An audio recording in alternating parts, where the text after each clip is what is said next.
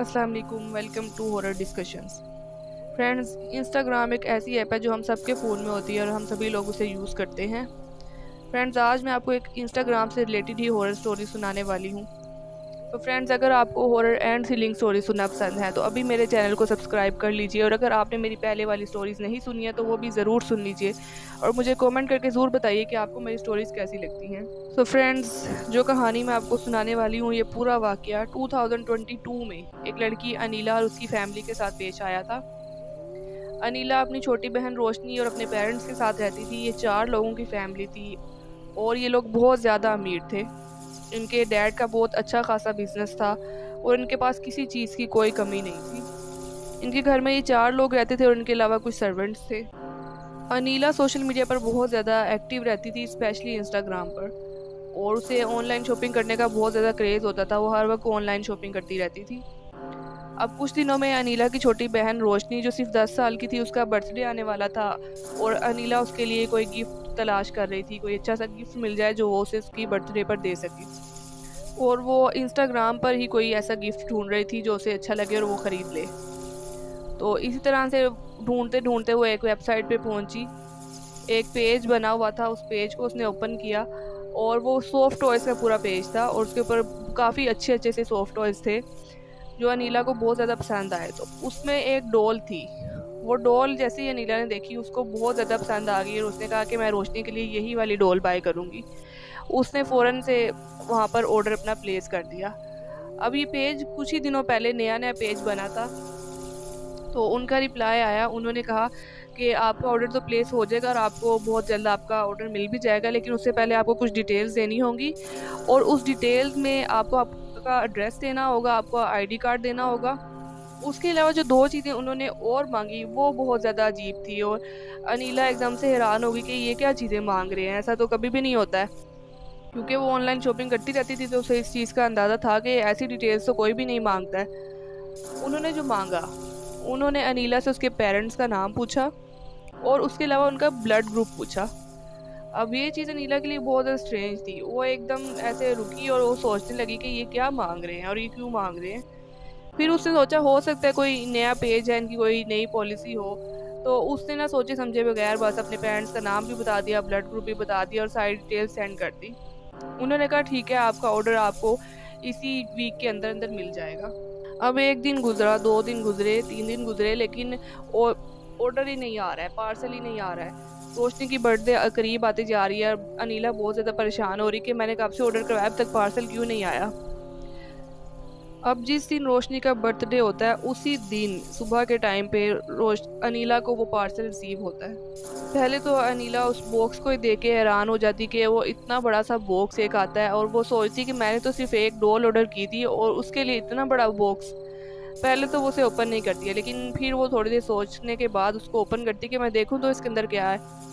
तो जब वो उस बॉक्स को ओपन करती है तो उसमें एक डॉल तो होती है, लेकिन उस डॉल के साथ एक बहुत बड़ा सा ब्लैक कलर का टेडी बियर होता है और उस टेडी बियर के ऊपर एक नोट लिखा होता है कि सॉरी मैम, आपका ऑर्डर काफ़ी लेट हो गया, और कुछ रीज़न वगैरह लिखे होते हैं कि इस वजह से आपका ऑर्डर लेट हो गया था, तो अब इस वजह से हम अपोलोजाइज़ आपसे करते हैं और आपको ये हमने एक गिफ्ट सेंड किया, ये आप हमारी तरफ से कबूल कर लें। तो अनीला कहती ठीक है, अब इन्होंने मिस्टेक तो की थी, अब उसी को ये फिक्स करने के लिए इन्होंने अब ये टेडी बियर सेंड कर दिया। चलो कोई बात नहीं, मैं इसे रख लेती हूँ। वो टेडी बियर था भी बहुत बहुत क्यूट सा टेडी बियर था, तो अनीला ने उसे उठाया और अपने रूम में जाके रख लिया। अब रोशनी का बर्थडे इन्होंने मनाना शुरू किया। अनीला ने उसे डॉल दी, रोशनी को बहुत ज़्यादा पसंद आई और ये सब लोग बहुत ज़्यादा खुश थे। इन्होंने प्लान किया कि ये रात में डिनर भी बाहर करेंगे और मूवी देखने जाएंगे। तो इसी तरह ये घर से निकल गए और इन्होंने डिनर भी बाहर किया, मूवी देखने गए। अब इनको काफ़ी ज़्यादा लेट हो गया था, ये तकरीबन 12 या 1 बजे तक घर वापस आए। घर वापस आने के बाद सब लोग क्योंकि थके हुए थे तो ये अपने अपने रूम्स में चले गए। अब अनीला अपने रूम में जाती है और बैठती है तो अपना फ़ोन पकड़ती है, तो इसका फ़ोन बिल्कुल ना एकदम डेड हुआ होता है और फ़ोन चल ही नहीं रहा है। तो अनीला कहती है कि मेरे फ़ोन को क्या हो गया। फ़ोन को काफ़ी चलाने की कोशिश करती है, फ़ोन ही नहीं चल रहा है, बिल्कुल ऑन ही नहीं हो रहा है। तो वो फ़ोन को रख दी, कहती हो सकता है मैं थोड़ी देर इसको रखूँ तो ये इसके बाद चल जाए। तो वो टीवी देखने लग जाती कि एकदम से इसका फ़ोन की रिंग बेल बजती है और फ़ोन किसी का आता है। तो ये फ़ोन उठाती है जैसे ही, तो फ़ोन में किसी लड़की की रोने की आवाज़ आ रही है, बहुत ज़ोर ज़ोर से रो रही है वो। तो अनीला एकदम बहुत ज़्यादा डर जाती कि ये कौन है और ये क्यों इस तरह हो रही है। वो काफ़ी पूछने की कोशिश करती लेकिन आगे से कोई आंसर नहीं आ रहा, बस वो लड़की रोती जा रही है और फिर एकदम फ़ोन कट जाता है। जैसे ही फ़ोन करता है तो अनीला को याद आता है कि उसका फ़ोन तो डेड था और फ़ोन चल ही नहीं रहा था, तो ये कॉल उसको कैसे आई और ये कौन लड़की थी। अब वो बहुत ज़्यादा परेशान हो जाती है और इसी चक्कर में ना काफ़ी देर तक वो सोचती रहती है बैठ के। अब वो अपने पेरेंट्स को बताना चाहती है लेकिन रात काफ़ी हो गई होती है, सब लोग थके होते हैं, तो वो कहती है मैं सुबह ही बताऊंगी सबको। अब उसी दिन से इन लोगों के साथ इनके घर में पैरानॉर्मल एक्टिविटीज़ शुरू हो जाती हैं। अनीला सुबह उठकर अपने पेरेंट्स को फ़ोन कॉल के बारे में बताती है, तो उसके पेरेंट्स कहते हैं कि ऐसे ही कोई रॉन्ग कॉल होगी, तुम परेशान ना हो। लेकिन अब इनके घर के हालात कुछ बदलने लगे हैं। उसका डैड का बिज़नेस जो बहुत अच्छा चलता था और ऐसा कभी हो ही नहीं सकता था कि उनके बिज़नेस में कोई लॉस हुआ हो, इस तरह का कुछ हुआ हो, लेकिन उनके बिज़नेस में अब लॉस होने लगा था, सारी डील्स कैंसिल होने लगी थी। उसके जो डैड थे वो बहुत ज़्यादा परेशान रहने लगे थे कि बिज़नेस में इतना ज़्यादा लॉस आज तक कभी नहीं हुआ जितना अब होने लगा है। घर में लोग बीमार पड़ने लगे थे, घर की चीज़ें ख़राब होने लगी थी। और एक जो बहुत अजीब चीज़ होती कि ये लोग जब रात को सोते तो इनके घर के जो नल होते थे, वॉशरूम का नल, किचन का नल, वो अपने आप खुल जाते थे और पानी बहता रहता था। फिर ये लोग उठकर उसे बंद करते थे। कभी घर के दरवाजे खुल जाते थे, कभी किसी के रूम का दरवाज़ा खुल गया, कभी किसी के रूम का विंडो खुल गई। तो इस तरह की चीज़ें बहुत ज़्यादा होने लगी थी। अच्छा, इन सब चीज़ों को 1 हफ़्ता गुज़र चुका था और अब ये सभी लोग ये चीज़ें नोटिस कर रहे थे कि ये सब कुछ क्या हो रहा है, लेकिन किसी को कोई चीज़ समझ नहीं आ रही थी। आपस में डिस्कस भी कर रहे थे, लेकिन किसी को कुछ समझ नहीं आ रही थी। इनके घर के जो सर्वेंट्स थे वो भी डरने लगे थे, उनको कोई काला सा ऐसे साया, कोई शैडो नज़र आता था। तो ये सब लोग ना बहुत ज़्यादा डरने लगे थे, उनके घर के हालात मतलब बिगड़ते जा रहे थे। अब 1 हफ़्ते के बाद जो है अनीला की जो छोटी बहन थी रोशनी, वो बहुत ज़्यादा बीमार हो गई, बहुत ज़्यादा बीमार हो गई। उसकी काफ़ी ज़्यादा उसको मेडिसिन्स दी, उसका इलाज करवाया, लेकिन वो ठीक ही नहीं हो रही थी, बहुत ज़्यादा बीमार थी।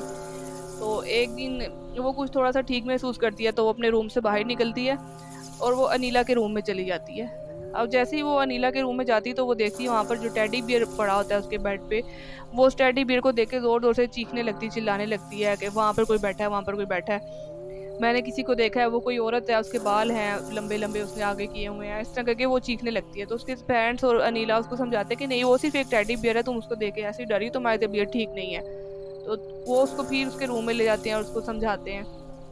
अब इसी तरह से कुछ दिन और गुज़रते हैं और वो सब चीज़ें हो रही हैं, मुसलसल इनके घर में ये सब चीज़ें हो रही हैं। अब एक दिन दोपहर का वक़्त है और अनीला को अचानक से काफ़ी नींद आने लग जाती है। तो वो क्या करती है, अपने रूम में चली जाती है थोड़ी देर के लिए सोने के लिए। तो वो जैसे रूम में जाती है तो उसका जो टेडी बियर होता है ना, वो उसके बेड पे पड़ा होता है, वो हमेशा बेड पे ही रखती है उसे। तो वो उसको देखती है तो उसको ना उसे बहुत अजीब सा ऐसे वहशत सी हो रही है, उसे डर लगता है उसको देख के ना, बहुत अजीब सा। उसको लगता है जैसे ये टेडी बियर उसको देख रहा है और मतलब अजीब सा उसको ना खौफ महसूस हो रहा है उससे। तो वो क्या करती है, उस टेडी बियर को उठाती है और उसको जो है अपने रूम से बाहर जाके रख देती है और खुद रूम में आके सो जाती है। लेकिन थोड़ी देर के बाद जब उसकी आँख खुलती है तो वो देखकर हैरान हो जाती है और इतनी खौफज़दा हो जाती है कि वो टेडी बियर जिसे वो बाहर छोड़कर आई थी, वो उसके रूम में वापस आके पड़ा हुआ है, उसके बेड पे बिल्कुल उसके साथ। अब ये देखकर वो बहुत ज़्यादा चीखती है और फ़ौरन अपने रूम से बाहर भागती है, अपने पेरेंट्स के पास जाती है, उनको बताती है सब कुछ। अब उसके पेरेंट्स आपस में डिस्कस करते हैं कि ये चीज़ें बहुत ज़्यादा होती जा रही हैं और ये कोई अच्छी बात नहीं है कि ये हम लोगों को कब कोई नुकसान भी पहुँचा सकती हैं। तो उनके जो डैड होते हैं वो कहते हैं कि मैं पता करता हूँ, कोई आमिल वगैरह कोई मुझे मिले जिनको मैं लेके आता हूँ कि वो हमें बताएं कि क्या मसला चल रहा है इस घर में। तो वो जाते हैं, अपने कुछ फ्रेंड्स वगैरह से मिलते हैं, तो उनका एक फ्रेंड उन्हें एक आमिल के बारे में बताता है। तो वो उनके पास जाते हैं और उनको लेकर अपने घर में आ जाते हैं। अब जैसे ही वो आमिल घर में एंटर ही होते हैं ना, तो वो फ़ौरन कहते हैं इस घर में कोई बहुत बुरी चीज़ है। तो वो अब अंदर आते हैं, अंदर आके वो बैठ जाते हैं। अब बैठते हैं कुछ देर के लिए, देखते हैं सब चीज़ें इधर-उधर, महसूस करते हैं। फिर वो आँखें बंद करके बैठ जाते हैं और कुछ 5-10 मिनट के लिए बैठे रहते हैं, कुछ मुँह में पढ़ते रहते हैं।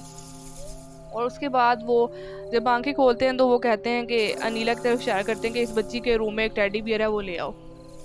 तो वो फ़ौरन से जाते हैं और वो टेडी बियर लेकर आ जाते हैं। अब जब वो टेडी बियर सामने रखते हैं तो वो जो आमिल बाबा होते हैं वो उस टेडी बियर को देख के कहते हैं कि इस बियर के अंदर किसी ने जादू करके इसको आपके पास भेजा है और बहुत ख़तरनाक जादू है। और इस जादू का मकसद ये है कि आपकी जितनी भी दौलत है, आपकी जो खुशियाँ हैं, आपका सुकून है, वो हर चीज़ बर्बाद हो जाए और जिसने ये जादू किया है उसके पास हर चीज़ चली जाए। तो ये सब चीज़ें सुन के सब फैमिली सब लोग बहुत ज़्यादा शॉक्ड हो जाते हैं। लेकिन जो आमिर पापा होते हैं उन्हें तसल्ली देते हैं कि आप लोगों ने बहुत अच्छा किया है कि टाइम से ही, ज़्यादा टाइम गुजरने से पहले ही आपने मुझे बुला लिया है, क्योंकि अगर अब और ज़्यादा टाइम गुजरता तो ये चीज़ें और ज़्यादा ख़तरनाक होती जाती है आप लोगों के लिए और फिर इनको कंट्रोल करना बहुत मुश्किल हो जाता। लेकिन अब ये है कि मैं कुछ आपको पानी वगैरह देता हूँ, आपने अपने पूरे घर पे लगाना है और मैं कुछ दम वगैरह कर देता हूँ।